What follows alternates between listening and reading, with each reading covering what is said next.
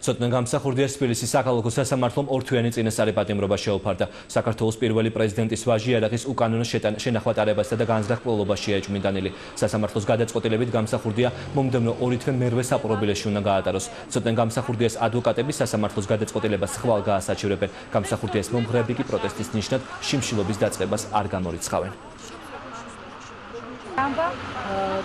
ასევე თავის ტვინის არანაირი საფუძველი არათუ მისი დაპატიმრების, მისი დაკავებისაც არ არსებობდა.